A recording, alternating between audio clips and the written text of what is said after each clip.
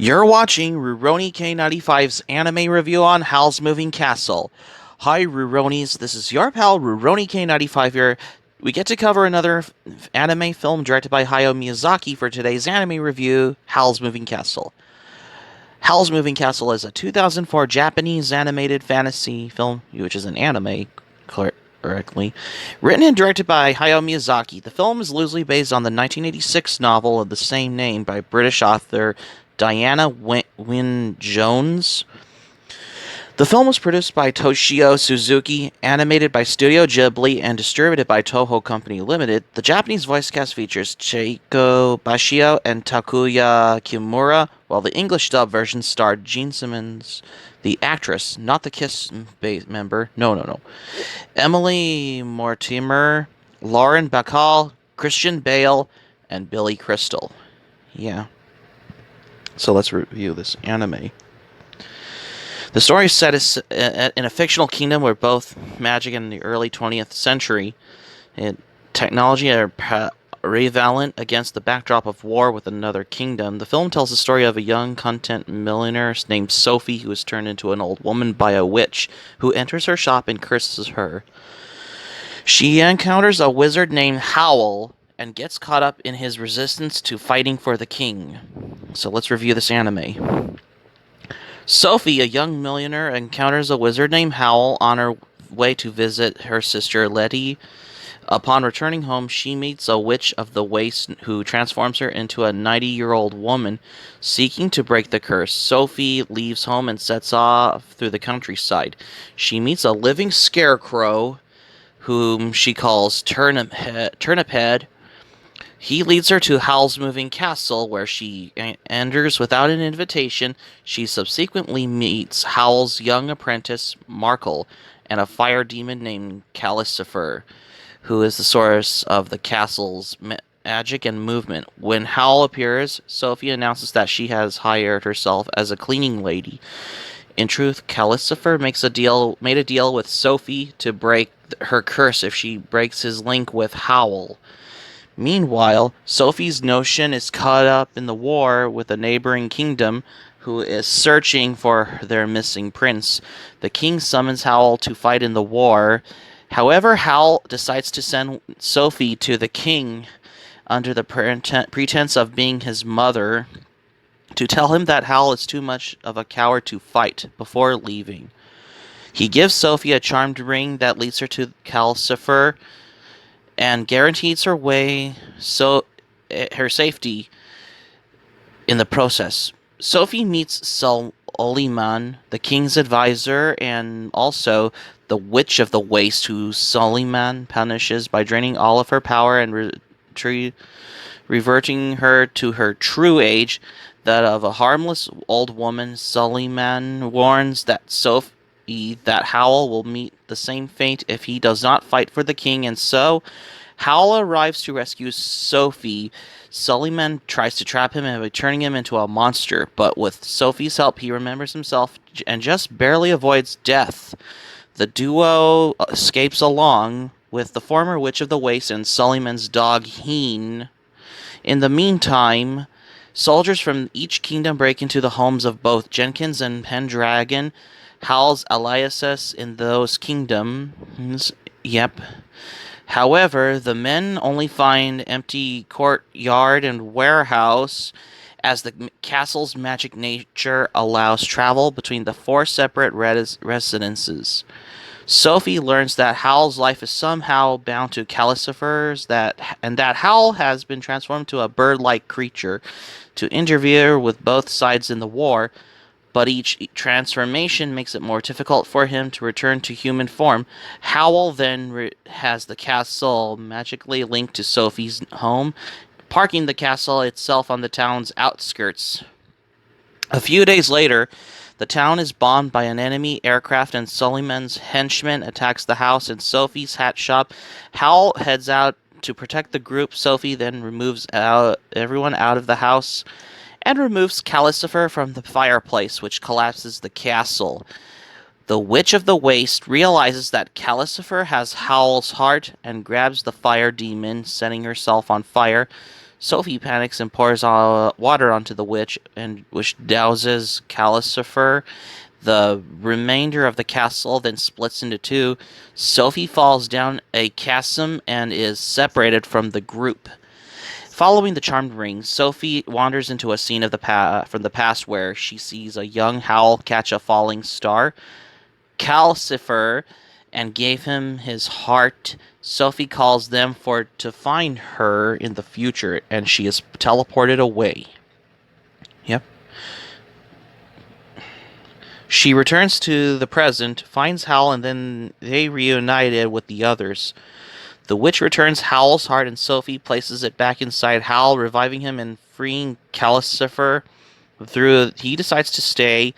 Sophie's curse is broken through her hair remains white, a symbol to show her that her learning and maturity from the whole experience are intact. After she kisses Turnip Head on the cheek, he returns to the human form, revealing himself to be Justin, the missing prince from the enemy kingdom.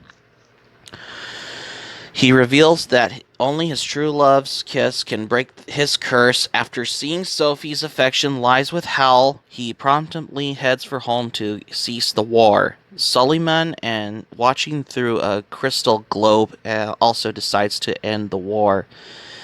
As the bombers fly away, Sophie, Howl, and the others travel in the air in a new flying castle. Yep. So for the thing about Howl's Moving Castle, however, influenced by Miyazaki's opposition to the United States invasion of Iraq in 2003, the film contains strong anti-war themes. Miyazaki stated that he had a great deal of rage about the Iraq War, which led him to make a film which he felt would be poorly received in the U.S. It also explores the theme of old age, depicting age positively as something which grants the protagonist freedom. The film contains feminist elements as well and carries messages about the value of compassion. In 2013, Miyazaki said the film was his favorite creation, explaining, "I wanted to convey the message that life is worth living, and I don't think that's changed." The movie is thematically significantly different from the book. While the book focuses on the challenging class and gender norms, the film focuses on love and personal loyalty and the destructive effects of the war. So, Howl's Moving Castle had its world premiere at the Venice Film Festival on September 5th, 2004, and it was theatrically released in Japan on November 20th, 2004. It went gross about $190 million in Japan and $236 million worldwide, making it the most financially successful Japanese films in history. The film received critical acclaim, particularly from its visuals and Miyazaki's presentation for the themes. It was nominated for the Academy Award for Best Animated Feature at the 78th Academy Awards, but lost to Wallace and Gromit: The Curse of the Were-Rabbit in 2006. And won several other awards, including 4 Tokyo Anime Awards and the Nebula Award for the Best Script. So, yeah. So, Howl's Moving Castle contains a strong anti-war themes influenced by Miyazaki's distaste for the 2003 Iraqi War. When he received an Oscar for Spirited Away, he said that he had a great deal of rage about the war, so he felt some hesitation about the award. Miyazaki identifies as a pacifist. On the eve of the Iraq War, Miyazaki decided to make a film that he would be poorly received in the United States. Despite the film's success in that country, literary scholar Donnie Cavallaro stated that Miyazaki was able to create a film in which outlined the principle to have caused a certain unease among American audiences. After 2001, after September 11.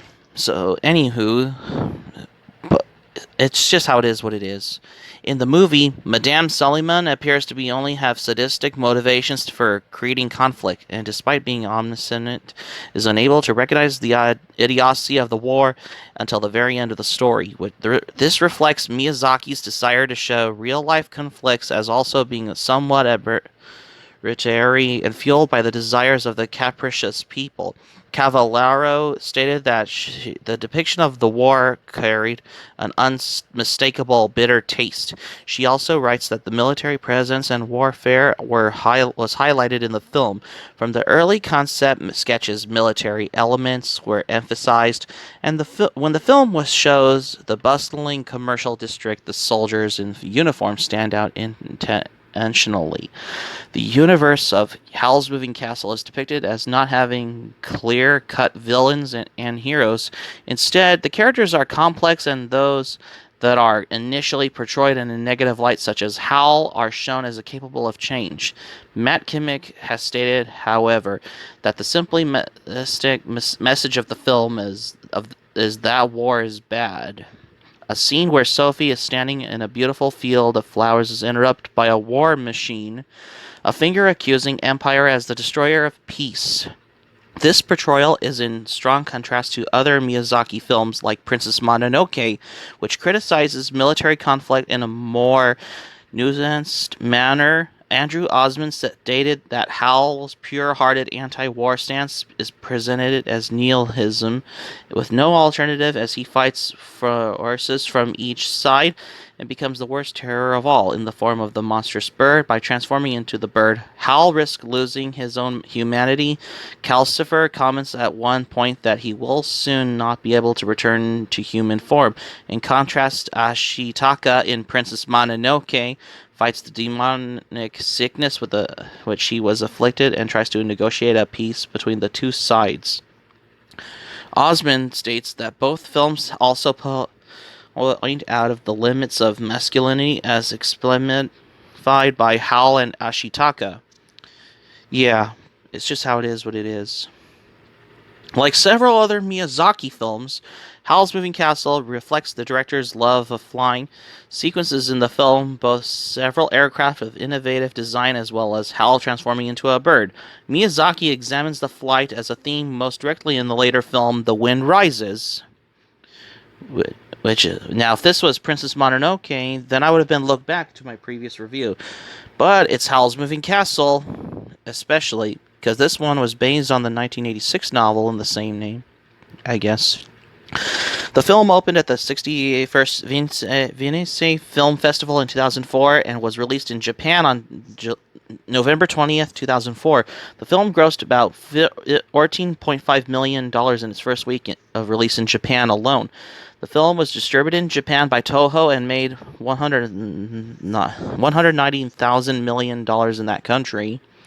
It was distributed internationally by various companies and made approximately about $45,000 million outside Japan for a worldwide total of $235,184,110 as well. The film was later dubbed to English by Pixar's Pete Docter and released on June 10th, 2005, when it was distributed by Buena Vista, a subsidiary for Disney, in 2005. Especially soon after its release, it became the third financially successful film in Japan, behind Titanic and Spirited Away. So it's just how it is what it is for Howl's Moving Castle, because this one came out in Japan on November 20th, 2004, I guess. So that's going to be for my review on Howl's Moving Castle for today's anime review. Thank you for watching, but before we go, here's my thoughts on Howl's Moving Castle. I considered Howl's Moving Castle to be my third favorite Miyazaki film from the Studio Ghibli film catalog, because it's been a while since I watched Howl's Moving Castle, because I considered Howl's Moving Castle my favorite Studio Ghibli film directed by Miyazaki. Hope subscribe for content. My anime plan, link in the description down below. Share this video on your Twitter, Facebook if you have Twitter and Facebook account, all social media. Be sure to give this video a thumbs up by clicking on the like button. Be sure to feel free to leave in the comments in the comment section. Be sure to subscribe to my channel, RoniK95. Feel free to join my channel, especially if you're new to my channel. Hit the notifications bell button. Be sure to get notified on your email, and keep it otaku for this anime review. And I got another anime review coming up. Stay tuned for tomorrow's anime review. I'll cover another anime movie directed by legendary Hayao Miyazaki with tomorrow's anime review on The Wind Rises. Stay tuned for tomorrow's anime review on The Wind Rises, because you won't want to miss another anime review.